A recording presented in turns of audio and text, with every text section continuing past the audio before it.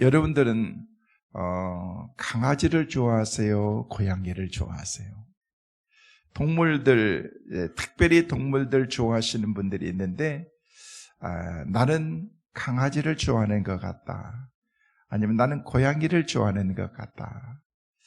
나는 강아지도 고양이도 아니다. 오늘날 이제 애완동물들을 키우는 우리 한국이 천만 시대가 되어간대요. 천만 시대. 그러니까 그냥 서너 명 가운데 한 명은 이제 고양이를 키우든 또 강아지를 키우든 그런 시대가 되어버렸습니다. 그래서 이제는 나라에서 법도 만들어서 이제 개를 이제 식용으로 먹지 못하도록 만드는 그런 법까지 이렇게 만들고, 또 애완견들도 이렇게 차츰 보험도 이렇게 처리해 가고 이런 시대가 되어버렸다는 것입니다. 강아지도 고양이도 다 똑같은 애완동물들인 거죠. 보편적으로 사람들이 고양이보다는 강아지를 더 좋아하는 것 같아요. 강아지를 특히 사람마다 다르겠지만은 자기는 고양이를 너무 좋아해서 고양이를 몇 마리씩 키우는 그런 우리 성도들도 있는 것을 보게 됩니다. 취향인 거죠. 근데 보편적으로는 고양이보다는 더 강아지들을 이렇게 많이 키우고 있다는 것입니다. 그만한 이유가 있겠죠. 여러분, 고양이라는 녀석은요, 그렇대 10번 잘해주다가 한 번 여러분 서운하게 하면은요, 그것만 기억하고 그리고 난 다음에 그때부터는 주인을 미워하는 이런 성향이 고양이에게 있대나요? 근데 강아지들은요, 10번 그냥 잘 안 해주다가 한 번만 잘해주면요, 한 번 잘해주는 것 때문에 그냥 막 좋아가지고 주인에게 막 좋아하면서 이렇게 표현하고, 이게 개와 강아지와 개와 이렇게 고양이의 차이라는 것입니다. 그래서 강아지가 고양이보다는 더욱더 사람들의 사랑을 받고 사람들은 강아지를 곁에 두고 싶어 하는 건지도 모르는 것입니다.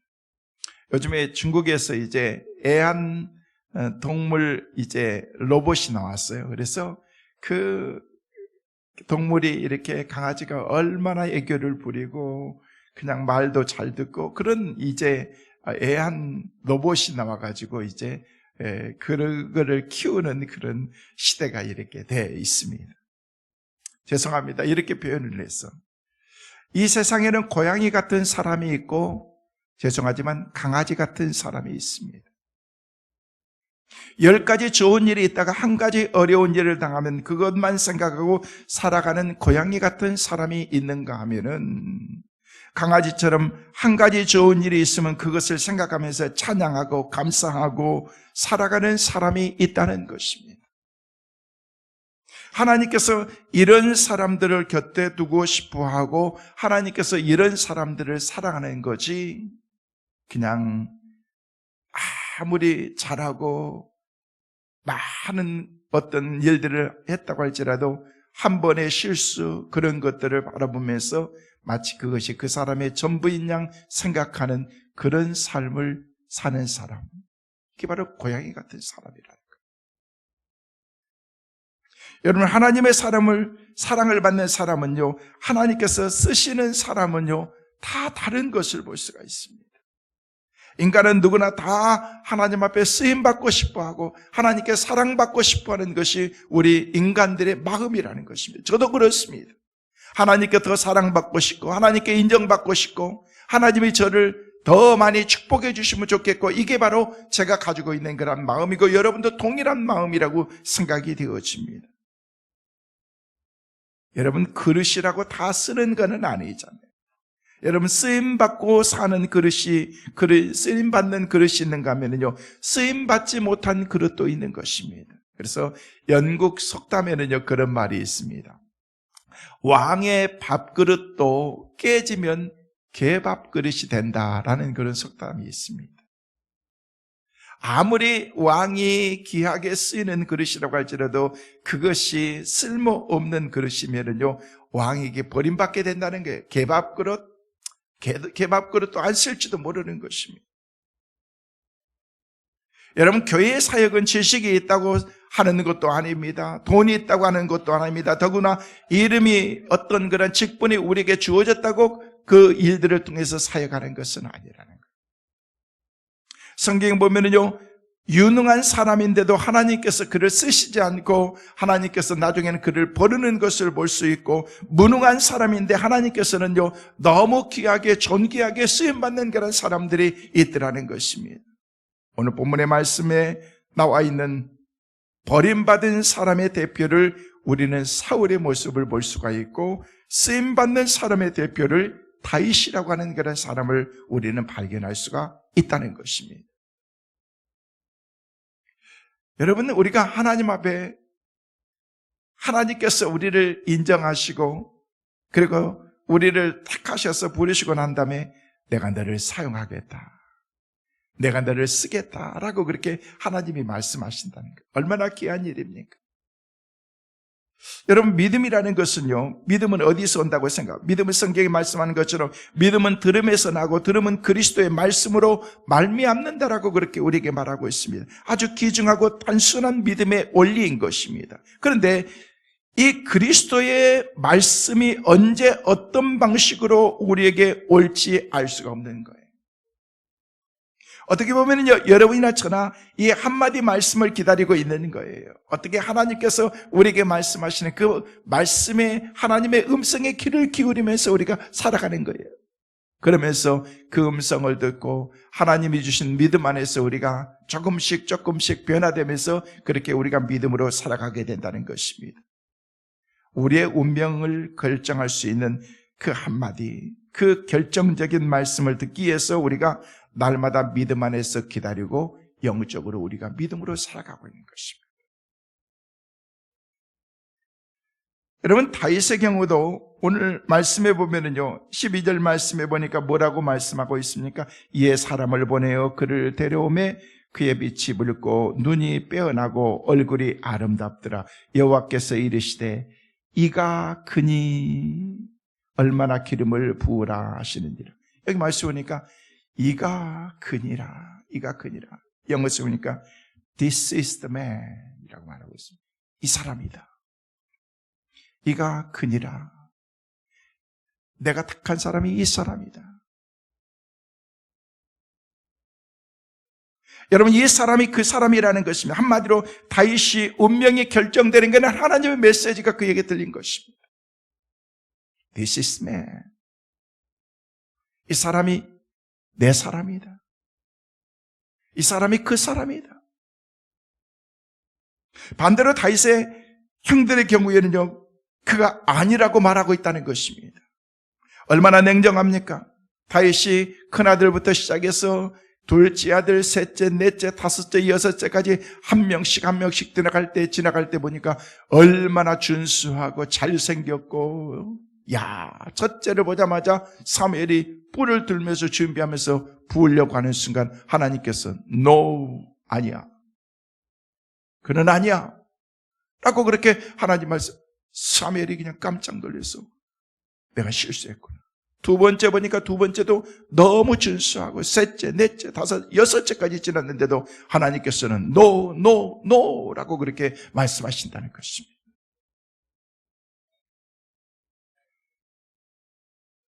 얼마나 냉정합니까? 우리가 다윗의 입장에 있습니까? 아니면 그의 형과 같은 그런 입장에 있습니까? 주님이 우리를 보고 이 사람이다라고 그렇게 말할 수 있겠습니까? 이 사람은 아니야 라고 그렇게 말할 수 있겠느냐는 거예요. 나를 향해서 주님께서. 오늘 하나님께서 다윗을 통해서 우리 모두에게 주시는 메시지가 있습니다. 하나님이 다윗을 통해서 역사하신 것처럼 우리를 통해서 역사할 수 있다라는 그런 메시지를 우리에게 주고 있는 것입니다. 하나님께서 각자를 보시면서 기름을 부으려고 할 때 그래, this is man. 그렇게 말씀하실 수 있다면요, 얼마나 하나님께서 우리를 인정할. No, 그는 아니야. 그 사람은 아니야. 라고 그렇게 말한다면요, 여러분, 하나님께 냉정하다라고 그렇게 우리가 어떻게 말할 수 있겠느냐는 거예요. 우리가 우리 스스로를 더 잘하는 거죠. 그러다가 우리가 다 임금이 되는 것은 아니지만 하나님이 다윗을 선택하고 다윗을 통해서 역사하신 것처럼 우리에게도 역사하신다는 것입니다. 다윗을 통해서 하나님께서 주시는 교훈이 그렇습니다. 우리 인생에 있어서 선택은 굉장히 중요한 것입니다. 한순간의 선택이 주는 결과들을 보면은요, 우리가 선택하고 살아가는 것이 한순간에 끝나는 것이 아니라 때로는요, 내 삶의 모든 홀 라이프 전체를 하나님께서 모든 것을 책임져 주시고 영향을 끼치게 하지만 나를 통해서 우리 자녀들에게 후손에게까지도 많은 영향을 끼치게 만들기도 한다는 거예요. 그래서 선택이 중요한 것입니다. 그렇기 때문에 젊은 사람들은 누구를 만나서 결혼할 것인가를 신중하게 생각하면서 선택하는 것입니다. 직장을 선택할 때도 내가 이 직장에서 평생 내가 몸담아서 은퇴할 때까지 갈 수 있는 직장인가 하는 것을 생각하면서 선택하게 되는 것입니다. 이 직장 한 1, 2년 다니다가 그냥 다른 데로 또 가면 되는 거지. 또 다른 데 가서 또 가지. 여러분, 그런 사람들은 성공할 수가 없습니다. 좋은 경험을 바탕으로 해서 물론 좋은데 또 더 좋은 곳으로 가는 것도 중요하고 그러겠지만은요, 꾸준함이 우리 가운데 있어야 된다는 것입니다. 성실함이 우리 가운데 있어야 되는 것입니다. 여러분, 무명의 인물 가운데서 하나님께서 선택받은 사람 가운데 한 사람이 바로 다윗이지 않습니까? 인간적으로 볼 때는 별 볼품 없는 것 같지만은요, 하나님께서 그를 인정하신다는 것입니다. 하나님께서 그를 귀하게 보신다는 것입니다. 그는 목동이었습니다. 그는 보잘것없는 인생을 변화시켰던 선택적인 그런 이 만남, 하나님은요, 오늘도 어떤 사람들을 선택하실까? 그리고 하나님의 선택하신 사람들의 기준은 무엇일까? 하나님은 어떤 인물을 찾고 계신가를 오늘 말씀을 통해서 우리가 봐야 된다는 거예요. 나는 과연 하나님께서 나를 선택하셔서 기름 부으실 만한 그런 자격이 있을까? 하나님께서 우리에게 말씀하신 것처럼 This is man, This is the man, 그렇게 말한 것처럼 이가 그니라 라고 그렇게 말할 수 있을 만한 그런 믿음과 신앙을 우리가 갖고 살고 있느냐는 거예요. 우리 하나님께서는요, 감춰진 사람을 찾고 계시는 거예요. 숨어있는 사람을 찾고 계시는 거예요. 우리 인간들은요, 숨어있는 그런 보석을 찾기 위해서 무단히 노력합니다. 보석은 숨어 있습니다. 감춰져 있습니다. 은폐되어 있습니다. 그것을 찾기 위해서 무단히 노력하고 애쓰고 많은 내 인생 전체를 다 투자하면서까지 그것을 찾기 위해서 노력한다는 것입니다. 왜요? 보석이기 때문에. 우리 하나님께서는 보석과 같은 사람을 찾고 계십니다. 여러분, 교회 안에도 보석과 같은 사람들이 있습니다. 많은 사람들이 있지만 그 가운데서도 정말 하나님이 찾으시는 보석과 같은 사람. 저는 일부 예배 나오신 여러분이 하나님이 찾으시는 보석과 같은 믿음의 사람들 되시기를 주의 이름으로 축원합니다. 하나님께서 찾으시는 사람. 여러분, 이 땅에 오셨으면요, 내가 그런 사람이 되어야 되지 않겠느냐. 하나님께서 쓰시겠다라고 그렇게 말씀하시면서 우리를 택하셔서, 픽업하셔서 우리를 쓰실 수 있는 사람.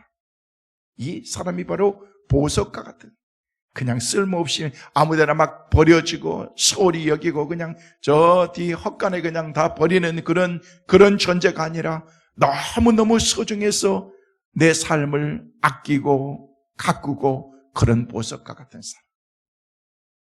그런 사람 많지 않습니다. 네, 하나님께서는 그런 사람을 택하서 하나님께서 그 사람을 찾고 계시다는 것입니다. 오늘 말씀을 통해서 우리에게 주신 그런 교훈은 우리 하나님께서는요, 감추어진 인물을 찾으시는 하나님인데 우리 하나님께서 찾으시는 사람. 첫째는요, 하나님은 감추어진 인물을 찾고 계세요. 감추어진 인물. 보이지 않습니다. 잘 나타나지 않습니다. 사람들의 눈에 잘 띄지 않습니다. 하나님은 감추어진 인물을 찾으신다. 하나님께서 사울을 버리셨어요. 지난주에 말씀을 드린 것처럼 그가 왕이 된 지 2년 만에 그가 타락하기 시작한 거예요.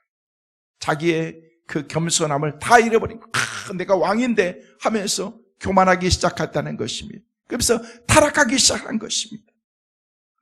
사울왕의 마음이 잘못된 것을 우리 하나님께서는 아셨습니다. 그래서 하나님께서 사울왕을 버리시고 또 다른 한 사람을 찾고 계셨던 것입니다. 그게 바로 오늘 16장에 나와 있는 말씀이라는 것입니다. 자, 16장 말씀을 보시면서 다시 한번 1절 말씀을 여러분과 같이 함께 읽도록 하겠습니다. 같이 읽습니다. 여호와께서 사무엘에게 이르시되 내가 이미 사울을 버려 이스라엘 왕이 되지 못하게 하였거늘 내가 그를 위하여 언제까지 슬퍼하겠느냐. 너는 뿔에 기름을 채워가지고 가라.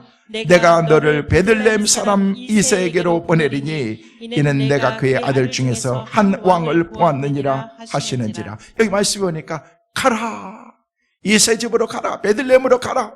거기 가면은요 이새 집이 있는데 그 가운데서 내가 한 사람을 보았다.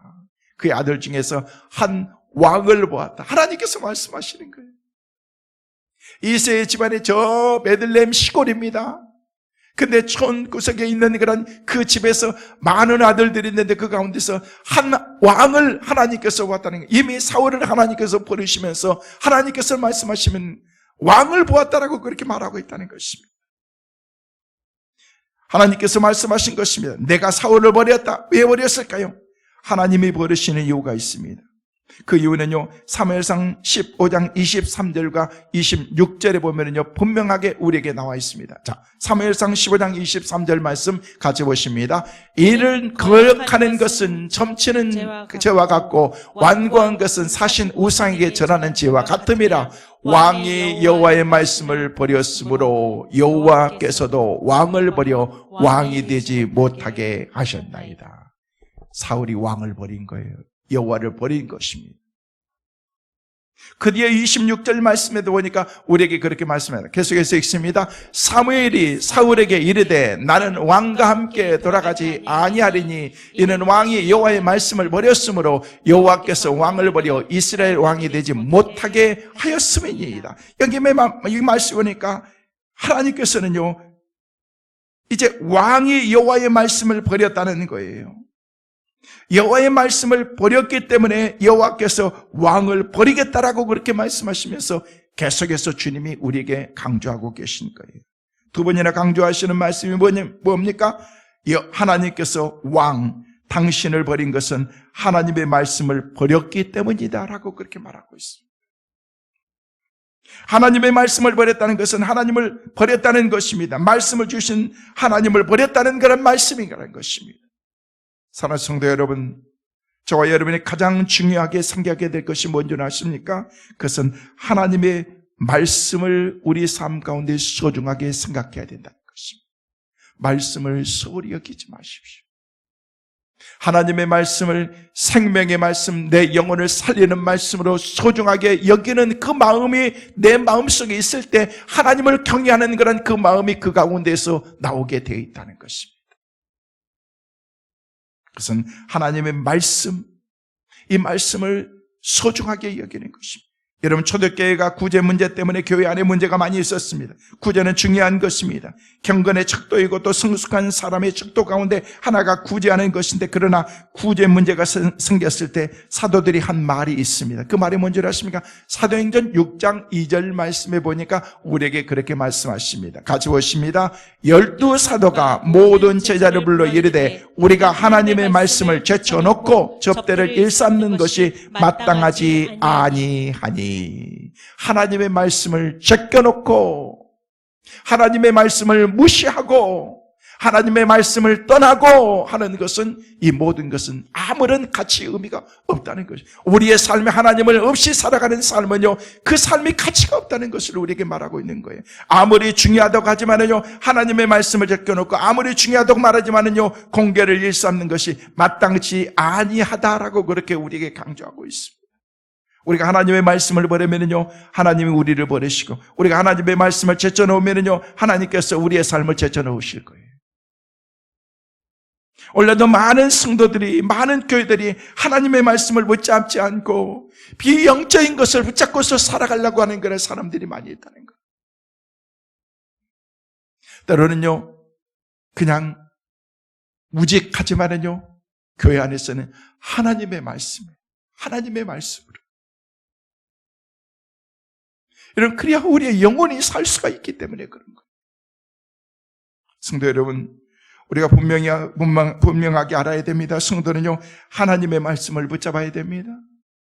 오늘 일베에 나오신 여러분, 이번 한 주간도 하나님의 말씀을 꼭 붙잡고 살아가시기를 주의 이름으로 축원합니다. 하나님의 말씀을 붙잡아. 매일 하나님의 말씀을 붙잡고 하나님의 말씀 속에서 날마다 하나님의 음성을 듣는 사람이 하나님이 기뻐하시는 인생을 우리가 살아갈 수가 있다는 거예요. 하나님께서 말씀을 떠난 사람을 그냥 버리셨습니다. 사무엘에게 슬퍼하지 말고 이제 새로운 사람을 찾아서 가라. 여러분 말씀 잘 들어보십시오. 가라고 말씀합니다. 여러분 헤어져야 될 사람은 헤어져야 됩니다. 지금 사울은 사무엘과 헤어져야 될 사람이라는 것입니다.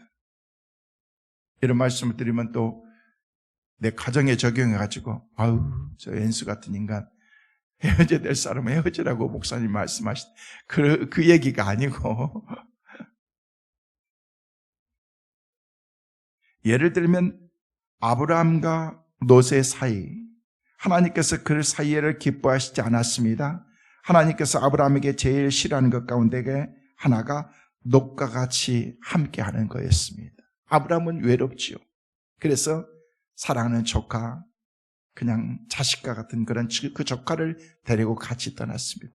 하나님께서 처음에 원하셨으면 아브라함아 너는 떠나라, 네가 원하는 사람이 있으면 데리고 가라 이렇게 말씀하셨을 텐데 하나님은 그리 말씀하시지 않았거든요. 가라. 근데 인간적인 방법을 그가 택하면서 하나님의 말씀에 반만 순종한 거예요. 반만. 우리가 순종할 때 어떻게 돼요? 온전하게 순종해야 된다. 온전하게. 하나님이 본또 아비 친척을 떠나라고 했을 때 친척을 데리고 떠났거든요.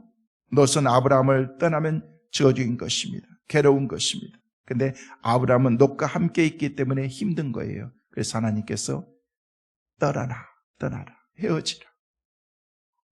그 창세기 13장에 보면요, 롯이 아브라함을 떠날 때 여단들을 향해서 그 비옥한 땅을 선택하고 떠났을 때 하나님께서 아브라함에게 나타나셔서 아브라함아 내가 너를 축복하마, 동서남북을 다 바라보라, 내가 너를 축복하리라 라고 그렇게 하나님이 말씀하시는 거예요. 잘 헤어졌다. 더 이상 요단 뜰을 바라보지 말고, 더 이상 롯을 바라보지 말고 이제 새로운 땅, 내가 너에게 준 땅을 바라보면서 네가 살아라 라고 그렇게 말씀하는 거예요. 성도 여러분, 잃어버린 것을 바라보면 더 많은 것을 잃어버릴 수가 있습니다. 그냥 밀어버리세요.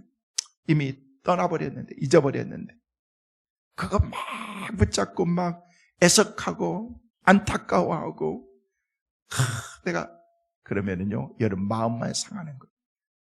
사기당했는데 여러분 사기당한 거 막 애석하면서 막 하면 사기당했던 게 다시 여러분에게 돌아오면 얼마나 좋겠습니까? 잊어버리세요. 그래, 아무것도 없었는데 이만큼도 하나님의 은혜인데 그렇게 생각해버리면은요 마음이 편한 거예요. 편한 거예요. 때문에 하나님이 우리에게 말씀하신 것을 버리라, 손을 펴라, 내라, 돌이키라. 그것은 곧 버리고 떠나라는 말씀하신 것, 비울 줄 알아야 된다는 것입니다. 그래야만이 새로운 만남, 새로운 기회, 새로운 축복들이 우리 앞에 전개될 수 있다는 것을 말하고 있는 것입니다. 성도 여러분, 하나님은 사람을 찾고 계십니다. 하나님의 능력을 베풀어 줄 사람을 찾고 계신 것입니다. 누구를요? 하나님을 의지하는 사람, 하나님의 말씀에 붙잡혀 있는 그 사람을 찾고 계시는 거예요. 여러분 구약에 보면요 아사왕이 나오는데 아사왕이 하나님을 의지하지 않냐고 아람 왕을 의지했다라고 말해요. 그때 하나님께서 책망하시면서 역대하 16장 9절 말씀해 보니까 뭐라고 말씀하고 있습니까? 이렇게 말하고 있습니다. 함께 보시겠습니다. 여호와의 눈은 온 땅에 두루 감찰하사 전심으로 자기에게 향하는 자들을 위하여 능력을 베푸시나니 이 일은 왕이 망령 때에 행하였은즉 이후로는 왕에게 전쟁이 있으리라 하며, 아사 왕에게 한 얘기예요. 하나님을 의지하지 않고 아람 왕을 의지하고 세상을 의지하고 힘을 의지하고 살아가는 그런 사람에게 너는 네 생각 가운데 계속해서 전쟁이 있을 것이다. 하나님의 능력을 베풀어 줄 사람을 찾고 계신데, 이 아사왕이 망령 때 행한 것이 무엇이냐면요, 하나님보다는 사람을 의지했다는 것입니다. 사울의 실수도 거기에 있었던 것입니다. 하나님의 말씀을 의지하기보다는 사람을 의지하고 사람의 눈치를 살피면서 살았던 왕이 바로 사울 왕이었던, 하나님이 버리신 거예요. 교만했습니다. 성도 여러분, 여러분은 어떻습니까? 사람보다 하나님을 더 의지하지는 않습니까? 하나님만을 의지하고 우리가 믿음으로 살아야 되는데, 말은 그렇게 얘기하는데, 하나님만을 의지하겠습니다, 하나님 없이는 안 됩니다라고 그렇게 말하는데, 실제 삶에 있어서는 하나님 없이 우리 인생을 산다는 거예요. 그냥 내 마음대로 살고 내 경험대로 살고, 하나님이 여기서는 내가 알아서 할 테니까 하나님 가만히 계세요. 하나님 막 훈계하죠. 그걸 필요하면 끌어다서, 하나님 여기서는 하나님이 알아서 또 해결해 주셔야 돼요. 필요할 때는. 하나님이 절대 기뻐하시지 않습니다. 성도 여러분, 사람보다 하나님을 더 의지하고, 그러면은 하나님께서 뜻밖의 장소에서 우리를 만나 주시는 거예요. 왜? 하나님은 늘 우리를 찾고 계시기 때문에. 베들레헴으로 가라고 말씀하십니다. 베들레헴은 촌동네입니다. 성경은 베들레헴을 가리켜서 촌이다라고 그렇게 말하고, 컨트리, 아주 시골 컨트리입니다. 예수님이 태어난 베들레헴은요, 유대 거울 중에서 가장 작지 아니하냐, 가장 작은 거울, 사람들이 관심이 없는 곳, 그곳에 가서 사람을 찾아내라는 것입니다. 하나님의 사람을 찾는 방법은요, 우리가 생각하지 못했던 곳에서 하나님이 사람을 찾으시는 거예요. 전혀 생각하지도 못했던 곳에 하나님의 사람들이 있다는 것, 인물들이 있다는 것입니다. 여기서 우리가 사람을 찾아내는 지혜를 배워야 됩니다. 사람들이 많은데 우리가 쉽게 눈에 띄는 장소에서 하나님께서 예비하시는 사람이 아니라, 이새의 아들이라고 했거든요. 이새는 별로 유명한 사람도 아닙니다. 이새는요, 다윗의 아버지인데 그냥 관심도 없는 사람이었습니다. 이새의 아들들 가운데 사람을 선택하라는 거예요. 하나님께서 나 같은 사람, 우리 같은 가정, 여러분이 바로 서기만 하면은요, 하나님께서 여러분을 보시고 여러분의 자녀를 쓰시는 거예요. 여러분은 안 쓰셔도 너무 실망하지 마세요. 이새의 자녀들 가운데서 내가 왕을 보았다. 아무개 장로, 아무개 집사, 아무개 권사 성도의 가정에서 내가 그를 보았다. 하나님께서 말씀하십니다. 끝나는 거예요. 끝나는 거예요. 여러분, 하나님께 잘 보이시길 바랍니다. 안 보이실 거예요? 하나님께 잘 보이시길 바랍니다. 그래야 하나님께서 우리를 쓰신다는 거예요. 여러분, 우리는 사람을 선택하는 데 관심을 가져야 돼요. 왜냐하면요, 하나님은 사람을 통해서 일하시기 때문에 사람을 소중히 여기고 사람을 존귀하게 여겨야 된다. 가만히 보면요, 지혜로우지 못한 사람들의 특징 가운데 하나는요, 사람을 우습게 여긴다는 것입니다. 나중에 여러분 아주 망신 똑똑하게 당하게 됩니다. 아무리 하찮게 보인다고 할지라도 우습게 보이지 말라는 거예요. 우습게 여기지 말라는 것입니다.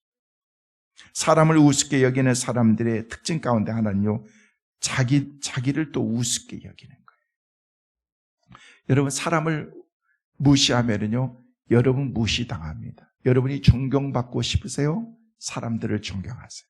여러분이 사랑받고 싶으세요? 다른 사람을 사랑하세요. 그러면 여러분 사랑받고 존경받고 다른 사람이 여러분을 인정할 것입니다. 다른 사람 막 칭찬해주고 격려해줘 보세요. 그럼 여러분이 칭찬받고 격려받고 살 거예요. 돈 드는 것도 아닌데 우리는요, 그런 립 서비스도 할 줄도 모르면서 살아가잖아요. 어리석은 거예요. 잘한다고 인정해주고 격려해주고, 교회 오면은요, 집사님 최고라고 얘기해주고, 서로를 위해서 이렇게 해줄 때 그 사람이 여러분 성공자가 될 수가 있는 것입니다. 여러분 인생은 혼자 살 수 없습니다. 혼자 승리할 수 없습니다. 예수님께서 이 땅의 공생애를 시작하면서 제일 먼저 하신 일이 뭔 줄 아십니까? 제자들을 선택하는 거예요. 그것도 사랑하는 사람들이 예상하지 않는 곳 갈릴리 전 예루살렘이 아니었습니다. 궁중도 아니었습니다. 촌 동네에서 사람들을 우리 주님께서 예상치 않았던 사람들, 세리와 같은 사람, 무식한 어부 같은 그런 사람들을 하나님께서는 택하셨다. 예수님께서 택하신 것입니다. 그와 함께 여러분이 알아야 될 사실은 여러분이 사람을 선택하려면 대가를 지불할 줄 알아야 된다는 거예요. 하나님께서 사무엘에게 사람을 선택하라고 가라고 했더니 사무엘이 두려워합니다. 자, 오늘 본문 2절 말씀 보시길 바랍니다. 2절 말씀에 뭐라고 말씀하십니까? 같이 읽습니다. 사무엘이 이르되 내가 어찌 갈 수 있으리까? 사울이 들으면 나를 죽이리다 하니 여호와께서 이르시되 너는 암송아지를 끌고 가서 말하기를 내가 여호와께 제사를 드리러 왔다 하고. 사무엘이 두려워하고 있습니다. 하나님의 사람인데도 두려워하고 있습니다. 여러분, 하나님의 사람이라고 해도 지금 앞에서는 두려운 거예요. 두려운 일 앞에서는요, 겁나는 거예요. 인간이기 때문에 그렇습니다. 두려워하고 있어요. 그때 하나님께서 가라! 가서 내가 여기에 온 것은 기름 부으러 왔다 하지 말고 제사 드리러 하러 왔다. 하나님께서 조금 이게 하얀 거짓말을 시키는 것 같아요. 근데 하나님께서는요, 때에 따라서는 그렇게 하시더구만요. 기생나업을 시켜줬을 때 나중에는 거짓말 하잖아요. 그런데 하나님께서 너 왜 거짓말했어? 아무리 좋은 일이지만 거짓말은 나쁜 거야 라고 하지 않고 기생나업을 축복하였더라 라고 그렇게 말씀하시잖아요. 애굽의 모든 그런 산의 아이들이 나면은 다 죽여라 라고 그렇게 얘기했는데 산파들이 애굽에 가가지고 그냥 진통이 있으면 가서 아기를 받고 난 다음에 살려줬습니다. 그래서 물어보는 거예요. 왜 죽이라 그랬는데 안 죽였냐? 라고 그러니까 히브리 여인들은 힘이 세가지고 가니까 벌써 애를 다 낳아가지고 있는데 내가 이렇게 할 수가 없잖아요. 그래서 산 거죠 라고 그렇게 거짓말을 한 거예요. 그런데 하나님께서는요, 그를 귀하게 여기고 그 가운데에서 모세를 태어나게 만들어 주시더라고요. 야, 하얀 거짓말은 조금씩 해도 되겠네? 그런 거는 아니죠. 근데 어찌됐든 간에 하나님께서 사무엘이 겁나서 못 가겠어요. 내가 가면은 이 사울이 가만두겠어요? 자기가 지금 왕인데 또 다른 왕을 기름 부은다고 하면 나는 이제 목 날라가는 건데 이게 겁나는 일인데 어떻게 일을 할 수가 있겠어요? 하나님이 걱정하지 말고, 야, 기름 붓는다고 그러지 말고 소 한 마리 끌고 가서 제사 드린다고 하면 되잖아. 제사 드리는 거니까. 그렇게 말씀하신다는 것입니다. 여러분, 오늘 본문에 보면 하나님께서 왜 이렇게 사무엘의 죽음을 무릅쓰고 하나님이 거짓말까지 해가면서 이렇게 다윗을 선택하지 않으면 안 되었느냐는 거예요. 그 이유가 뭐냐면요, 사람을 선택하는 것, 이 한 사람을 선택한다는 것이 그 민족의 미래를 움직일 수 있기 때문에 다윗 한 사람을 잘 선택하면요, 이스라엘의 미래가 바뀔 수 있기 때문에 하나님께서 선택하라고 말씀하신 것입니다. 그래서 시편 89편 20절 말씀을 보니까 우리에게 그렇게 말씀하고 있습니다. 함께 보시겠습니다. 내가 내 종 다윗을 찾아내어 나의 거룩한 기름을 그에게 부었도다. 하나님께서 찾았습니다. 여러분, 하나님이 우리를 찾고 계신다는 거예요. 왜 우리를 찾으실까요? 사랑하기 때문에. 그리고 또 하나님께서 찾는 사람이 있습니다. 누구를 찾는다고 하냐? 하나님이 선택한 사용할 사람을 찾고 계신다는 거예요. 왜? 하나님의 일을 맡겨야 되기 때문에 그렇다는 것입니다. 여러분, 교회에서 일꾼이 된 것은 귀하게 생각해야 됩니다. 소중한 것입니다. 아무리 사소한 것이라고 할지라도 하나님 앞에서 하나님의 일을 하는 것 그 자체가 이거보다도 더 소중한 것은 없다는 것입니다. 교회에서 일할 수 있는 선택받는 것을 존귀하게 생각해야 됩니다. 하나님께서 일꾼을 찾고 계시다는 것입니다. 저도 때는 그런 딜레마에 빠지기도 합니다. 왜 하나님이 사랑하면 다 쓰시면 되는 거지, 어떤 사람은 귀하게 쓰시고 어떤 사람은 그렇게 쓰시지 않는가? 그게 안 되는 게 뭐냐면 하나님께서는 다 사랑하고 싶지만은요, 하나님 앞에 사랑받을 만한 사람들은요, 그 사람들의 삶이 다른 거예요. 어떤 사람이에요? 강아지 같은 사람이에요. 고양이 같은 사람이 아니고 하나님 앞에서 우리가 겸손하게 하나님, 나는 이런 사람입니다. 여러분, 지금 우리의 문제가 뭔 줄 아십니까? 교회, 한국 교회, 오늘날 크리스찬의 문제가 뭔 줄 아십니까? 고민이 뭔 줄 아십니까? 많은 사람이 있는데 준비된 사람이 없습니까? 준비된 사람이 없어요. 교회 일꾼들을 뽑다 보면은요, 이력서들이 이렇게 들어오고 그럽니다. 저희 교회도 부목사님 한 번 더 모시기 위해서 이렇게 공고를 냈어요. 이력서가 몇 통 들어왔어요. 그런데요, 나도 부족하지만요, 인터뷰 자체를 하고 싶지 않는 사람들이 있어요. 이런 사람들은 와봐야 뭐 빤한 거고, 뭐 금방 또 왔다가 또 떠나갈 생각만 가질 사람인 것 같고, 사람을 찾는데 인물이 없어요. 인물이 없어요. 사람은 많은데 인물이 없어요. 우리는 생각해 봐야 된다는 것이, 우리는 과연 하나님이 사용하기에 합당할 만큼 우리가 하나님을 찾고 하나님이 우리를 찾고 계신 그런 하나님의 사람이냐는 거예요. 하나님 무엇을 보고 우리를 선택하신다고요? 우리가 얼마만큼 준비되어 있는가, 하나님께서. 두 번째로, 하나님이 찾는 사람은요, 하나님은 사람의 중심을 보시지 않고, 여러분, 중심을 보고 외모를 보는 것이 아니라 중심을 보고 하나님께서 우리를 선택하신다는 거예요. 여러분, 오늘 보면 3절에서 5절 말씀에 보니까 이 말씀 가운데서 우리 하나님께서는요, 성결하게 하고 그 삶 가운데서 너무 진실된 그런 그 마음을 가지고 있었던 사람.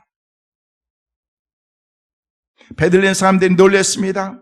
베들레헴 장로들이 어찌된 일인가 막 난리가 났습니다. 사무엘 선지자가 찾아오는 것을 보고 놀란 것입니다. 이 조그만 촌동네에 선지자가 와서 그렇게 하려고 하는 그런 것을 보면서 평강입니까? 아닙니까? 라고 그렇게 물었습니다. 평강이니라, 내가 제사를 드리러 왔느니라. 하나님께서 그렇게 말씀하셨기 때문에 하나님의 말씀대로 그를 순종하면서 말하는 것이, 그때 사무엘이 이새의 집에 가서 사람을 선택하기 위해서 처음 만난 사람이 엘리압이라고 그렇게 말하고 있습니다. 6절 말씀 보시길 바랍니다. 6절 말씀에 우리에게 그렇게 말하고, 같이 보십니다. 그들이 오매 사무엘이 엘리압을 보고 마음에 이르기를, 여호와의 기름 부으실 자가 과연 주님 앞에 있도다 하였더니, 사무엘이 엘리압을 보고 깜짝 놀란 것입니다. 야, 이 사람이구나. 자, 보십시오. 하나님의 사람도 실수할 수 있다는 것입니다. 인간이라는 것이 그렇습니다. 그럴 수밖에 없는 것이 우리 인간인 것입니다. 사무엘 같은 그런 사람도 실수하는데 웬만한 사람들이 실수하지 않겠습니까? 저나 여러분 실수가 없겠습니까? 사무엘이 엘리압을 보고 한순간에 반한 것이면 이 사람이구나. 그때 하나님께서 말씀하시는데 7절 말씀에 뭐라고 말씀하고 있습니까? 같이 보십니다.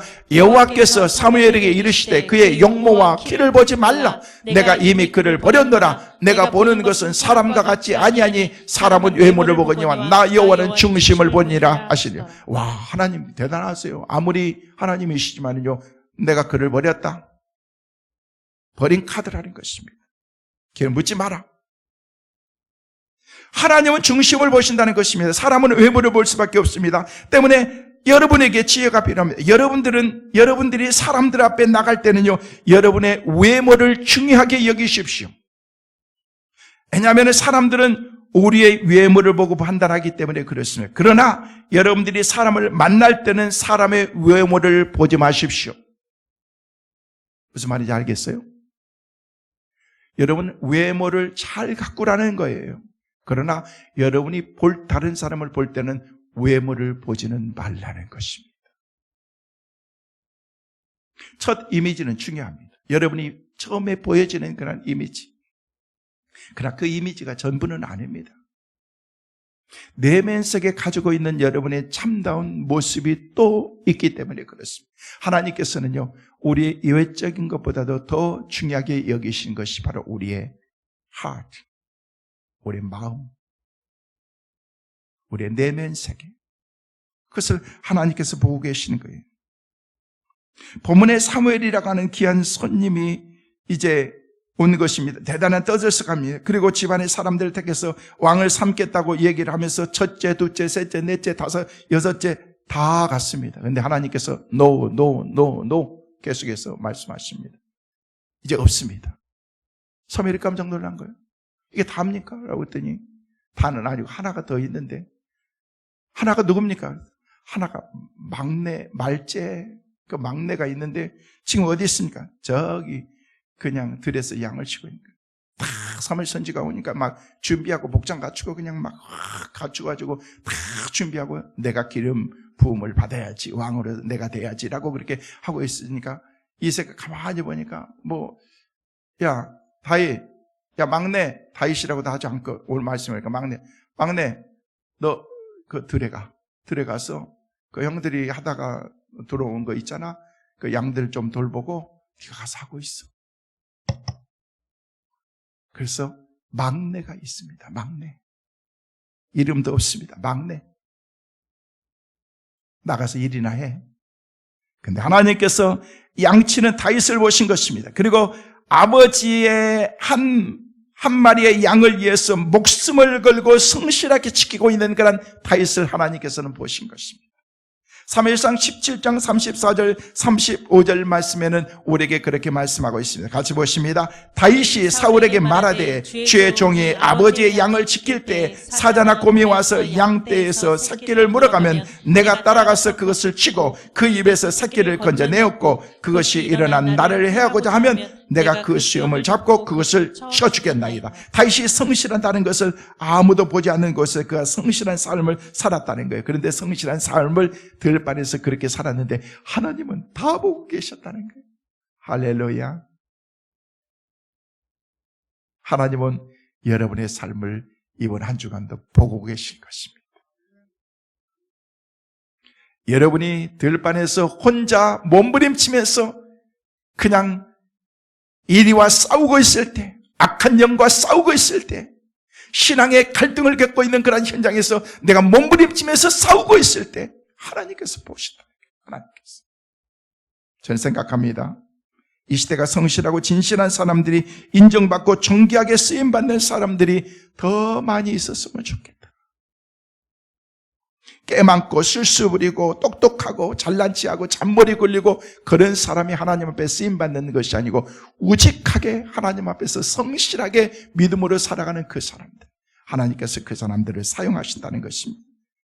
여러분, 감춰져 있지만 하나님께서는 보석과 같은 다윗을 하나님께서는 택하셔서 그 사람을 일꾼으로 삼으신 것입니다. 마지막으로 하나님이 선택하시면은요, 말제라고 할지라도 왕이 될 수가 있습니다.